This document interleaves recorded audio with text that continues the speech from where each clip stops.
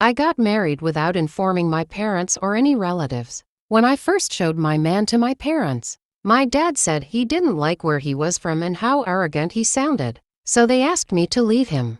I love my man, so I continued dating him. My parents never changed their stand, so I agreed to marry this guy under the law. It was just his friends and mine that celebrated. I left my parents' house to go live with my husband, telling them I was moving out due to the fact that my new workplace gave me a flat. I gave birth a year ago. I had no family support. It was some elderly woman I employed to help with bathing my baby. Then my husband came home one day to tell me his parents would be coming over, and since they didn't know we were married, I had to leave the house. He drove the baby and I to a single room he claimed to have rented temporarily for us. We took a few clothes at first because I thought we would go home within a day or two. A week came, 2 and 3. Instead of coming to take us home, he brought a bit of our things every day instead. At some point, I was getting confused. I asked why his parents were taking so long, and he said they were doing some project in town.